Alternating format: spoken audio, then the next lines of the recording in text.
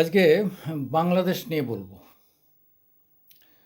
বাংলাদেশ নিয়ে অনেক কথা আমাদের মনে জমে আছে। সবথেকে কাছের প্রতিবেশী এবং একমাত্র বিদেশ যাদের সঙ্গে আমাদের এপার বাংলার ভাষার মিল রয়েছে। একই ভাষায় আমরা কথা বলি। হতে পারে উচ্চারণের পার্থক্য আছে। সিলেট একরকম বলে, বরিশাল একরকম, কলকাতা একরকম, শান্তিপুর একরকম, নবদ্বীপ একরকম। কিন্তু বাংলা ভাষাটা বাংলা। আমরা লেখার ভাষাটা তো আমাদের বাংলাই। কথাবার্তাও আমরা বুঝতে পারি। বাংলাদেশের গান তো মাটির গান। আবার এখানকার হেমন্ত, সন্ধ্যা, লতা সবারই প্রিয়, ওপার বাংলারও প্রিয়। সেই জায়গায় দাঁড়িয়ে আমাদের মানে মাঝে মাঝে কিছু কিছু ঘটনা বেশ চোখে লাগে, কানেও শুনতে খারাপ লাগে। একটা ইউটিউব দেখছিলাম, নাগরিক টিভি। ইউটিউবে বসেছিলেন তিনজন ভদ্রলোক। নাগরিক টিভি বলছে যে আমরা ভারতের সব পণ্য বয়কট করব। মনে হলো ভদ্রলোক সে ব্রিটিশ আমলে যেমন ভারতীয়রা মানে টোটালি ওপার বাংলায় এপার বাংলা সব ভারতবর্ষের লোকেরা বিলেতের কাপড় জামা বর্জন করেছিলেন। নিজেদের দেশীয় পুঁজির একটা বুদ্ধি ছিল। তারা দেশীয় পুঁজি যাতে বিকাশ লাভ করে সেই জন্য বিদেশি পুঁজিকে হটানোর একটা চক্রান্ত আর কি। চক্রান্ত হোক আর যাই হোক, সেটা পরবর্তীতে দেখা গেল যে না, নিজের দেশের শিল্প প্রসারের সুবিধা হয়েছে। একদিকে খারাপ না, ঠিকই আছে, খুবই ভালো কথা। বাংলাদেশ ডাক দিয়েছে ইন্ডিয়া আউট, ইন্ডিয়া হটাও, কোনো অসুবিধা নেই, ইন্ডিয়ার কোনো পণ্য আমরা নেব না, খুব ভালো কথা।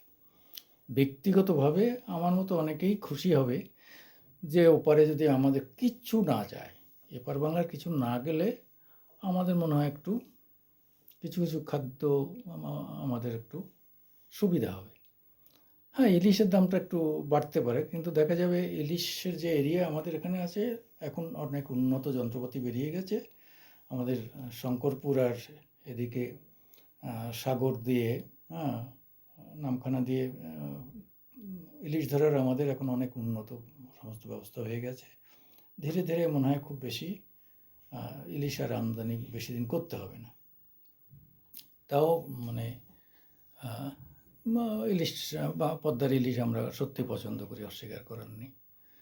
এরকম একটা জায়গায় দাঁড়িয়ে যদি কালকে এখান থেকে আলু, পেঁয়াজ, তেল সবই বাংলাদেশে বন্ধ হয়ে যায়, তাহলে আমাদের কোনো ক্ষতি নেই, কিচ্ছু ক্ষতি নেই। কিন্তু আমাদের ক্ষতি নেই বলেই আমরা খুব আনন্দিত এমন নয়। বাংলাদেশে যদি আজকে পেঁয়াজ 120 টাকা খেতে হয়, মাঝে মাঝে কমে আসে 60-70 টাকায়, আবার বেড়ে যায়, এইরকম আপ অ্যান্ড ডাউন করে করে সেখানে সাধারণ মানুষ পেঁয়াজটা তাদের কাছে খুবই প্রিয়। এটা সে দেখছিলাম যে সবথেকে বেশি পেঁয়াজ খায় বাংলাদেশের লোকেরা। তারা পেঁয়াজটা খুব বেশি পছন্দ করে। অন্যান্য মুসলিম কান্ট্রিতেও এত পেঁয়াজের ডিমান্ড নেই, কিন্তু এরা বাংলাদেশে পেঁয়াজ ছাড়া কোনো তরকারি এরা খেতে পারে না, এরকম একটা রয়েছে। সেই জন্য প্রচুর পেঁয়াজের দরকার হয়। ফলে তাদের নিজেদের যে উৎপাদন হয় তারপরেও আমাদের ভারত থেকে নিতে হয় প্রায় সবেমাত্র প্রায় 7,000 মেট্রিক টন পেঁয়াজ গেল। যাই হোক, আলুও যাচ্ছে। এগুলো গেলে স্বীকারই করে যে ঢাকার বাজার টাজারগুলো অনেকটা নিয়ন্ত্রণে আসে, সাধারণ মানুষের আয়ত্তের মধ্যে আসে। যাদের প্রচুর পয়সা আছে তাদের তো 60 টাকা আর 120 টাকার মধ্যে ডিফারেন্সের ব্যাপার নেই, কিন্তু ভেরি কমন পিপল যারা একদম যারা কৃষিজীবী, যারা মজুর, যারা শ্রমিক, এদের কষ্ট হয়। ফলে কম দামে তারা জিনিস পেলে, খাবার জিনিস, আলুটা খুবই মানুষের কাছে তরকারি হিসেবে প্রিয়। তবুও সব মিলিয়ে আমাদের এখান থেকে 3 পয়েন্ট সামথিং 100 টাকার মধ্যে 3 টাকার মতো জিনিস ওপারে রপ্তানি হয়।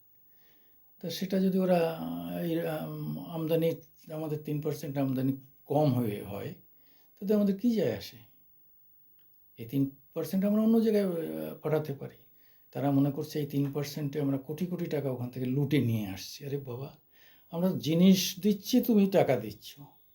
তুমি জিনিস নিও না, টাকা তোমার ঘরে থাকবে। তা এখানে লুটার প্রশ্নটা আসছে কোথায়? লুটে নিয়ে যাচ্ছে। তোমাদের ওখানে ডাক্তার নেই, এখানে ডাক্তার দেখাতে আসে।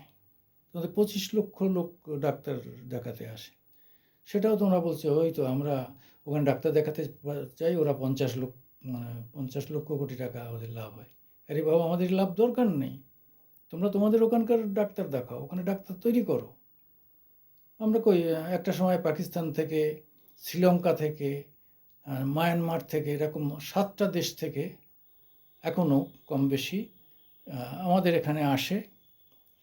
চেন্নাইতে, বাঙ্গালোরে, কলকাতায় এত 7টা কান্ট্রির লোকরা আসে যে বড় ধরনের কোনো অস্ত্রোপচার হলে, বিশেষত কিডনির ক্ষেত্রে।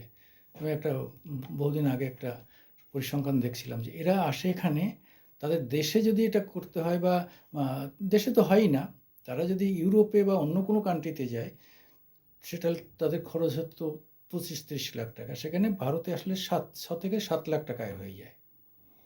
হ্যাঁ, কিডনির ট্রান্সপ্লান্টেশন বা কিডনির অপারেশন। এরকম হার্টের ক্ষেত্রেও তাদের অনেক সেভ হয়, খুব কম পয়সা এখানে চিকিৎসা হয়। আবার অনেকে তো এসে আমাদের সরকারি হসপিটালে বিনা পয়সায় চিকিৎসা করেছে।